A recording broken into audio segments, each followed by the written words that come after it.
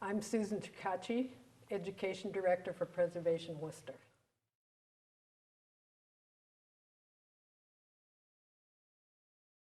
This is the way it looks today. It looks almost like two silos covered in metal woven fabric. It's hard to guess that it once looked like this. It was one of the grandest houses in Worcester in its day when it was built in 1852. It was a single-family house. It was built for John T. Cahill. John T. Cahill was a young railroad contractor. In the 1850s, railroads were just being built.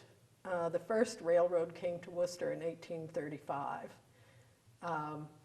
So by the 1850s, several railroads had already been built to Worcester, and John T. Cahill was one of the contractors who was building the railroads that were multiplying all across the country during that period. He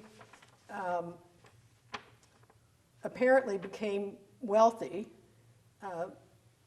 with his business because he built this house on Green Street, which he paid $9,000 for, which was quite a lot of money in 1852.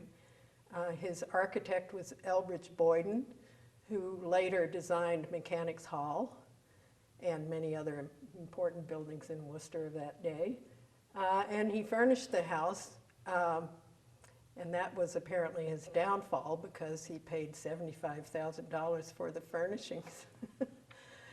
And so he didn't stay here very long.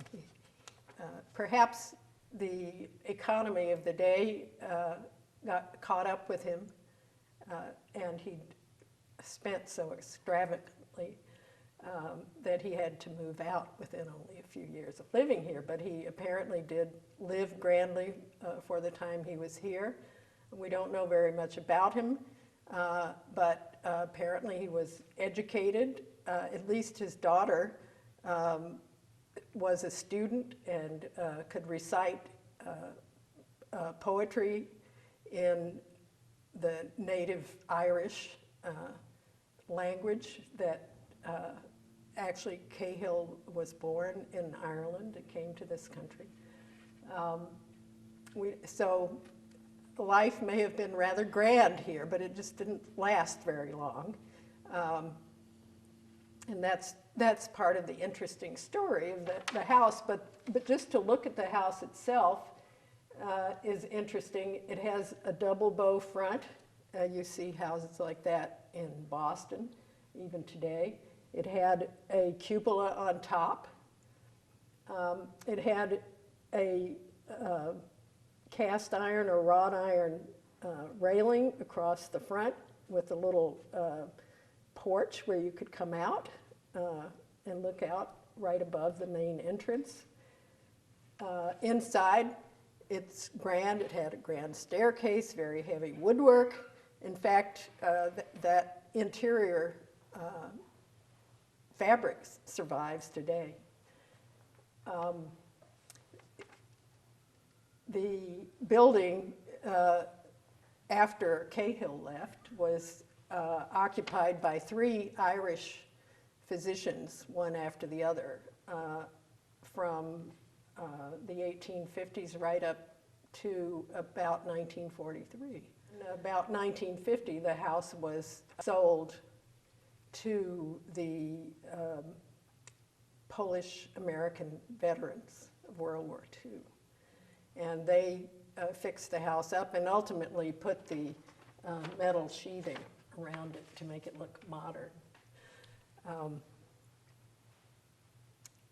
Today, the property is owned by the Ancient Order of Hibernians, the Worcester chapter, and they occupy mostly a building that was built onto the back of it by the Polish Americans, veterans.